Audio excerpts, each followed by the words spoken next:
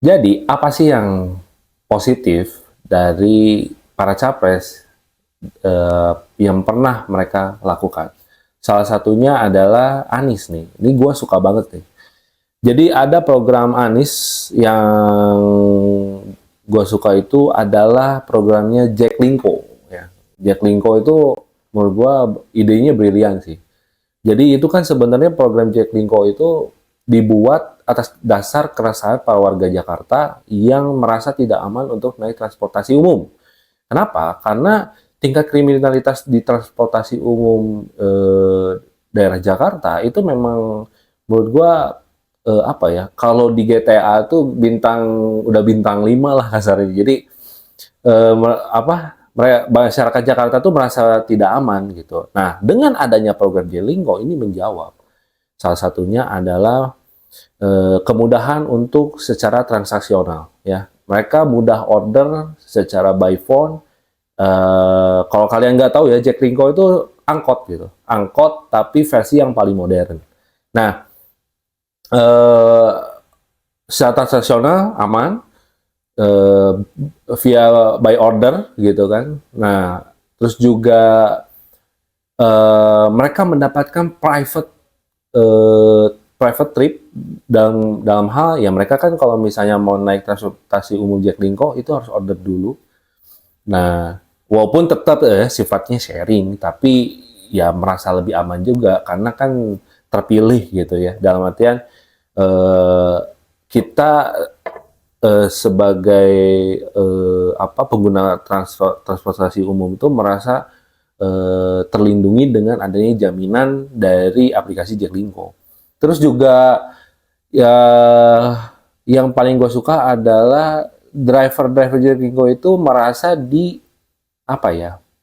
Merasa di sejahterakan lah kasarnya. Kenapa? Karena pendapatannya ternyata cukup oke gitu pendapatannya dibandingkan dengan transportasi online lain gitu loh.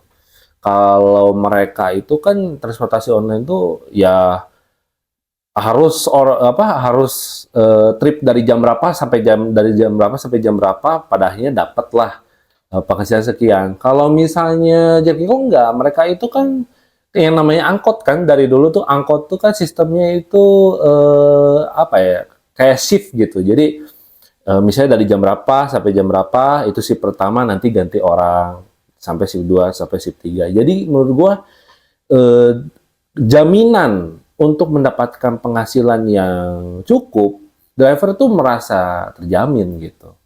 Dan ini merupakan program unggulan Anies Baswedan yang menurut gua harus acungin jempol. Itu sih. Terus yang kedua yaitu Pak Prabowo Subianto. Nah, gua agak menarik sih masalah Pak Prabowo tuh karena Pak Prabowo tuh bagi gua dia ada sosok senior ya, terlepas dari beberapa background dia, tapi gue melihat dari sisi positifnya, Pak Prabowo itu menurut gue salah satu eh, prajurit, ya mantan prajurit yang sangat berpengalaman dari zaman Orde Baru sampai akhirnya Pak Prabowo tidak jadi tidak jadi tentara lagi. Nah, yang gue pengen dapetin sebenarnya adalah pengetahuan tentang geopolitiknya. Nah, ini yang sebenarnya dibutuhkan oleh Indonesia. Kalau menurut gue, masalah pembangunan, nah ini agak kontradiktif ya. Kalau Pak Prabowo bilangnya ingin melanjutkan program Jokowi, tapi justru gue pengennya adalah program Prabowo, yaitu tentang geopolitiknya. Itu yang harusnya jadi jargon. Kalau bagi gue ya, kenapa? Karena menurut gue Indonesia secara geopolitik itu belum menjawab gitu. Karena mungkin memang di zaman Pak Jokowi, di zaman Pak Jokowi itu fokusnya terhadap pembangunan gitu. Dan menurut gue harus ya, ketika mungkin nanti Pak Prabowo jadi presiden, harusnya dia itu fokus dengan kemampuannya, yaitu pengetahuan geopolitiknya. Nah itu yang gue harapkan sebenarnya dari Pak Prabowo ya. Itu sisi positif dari Pak Prabowo. Nah, kalau dari Pak Ganjar gimana? Nah, dari Pak Ganjar itu yang gue lihat, ya walaupun dia bukan gubernur gue ya, gubernur gue itu Ridwan Kamil sebenarnya. Karena gue lahir di Jawa Barat, gue tinggal di Jawa Barat. Tapi yang gue lihat dari sisi positifnya dari Pak Ganjar adalah program-program beliau di Jawa Tengah yang menurut gue banyak menjawab orang-orang kecil. Nah, ya banyak banget lah pembangunan juga yang dia lakukan di Jawa Tengah. Terus juga secara apa ya, pendekatan dia terhadap warga-warganya gue suka sih, karena dia tuh kayak presentatifnya orang-orang kecil yang diharapkan menjadi pemimpin. Nah, itu gue seneng banget gitu. Ini mengingatkan gue seperti Pak Jokowi waktu mencalonkan presiden pada tahun 2014 ya. Who knows gitu.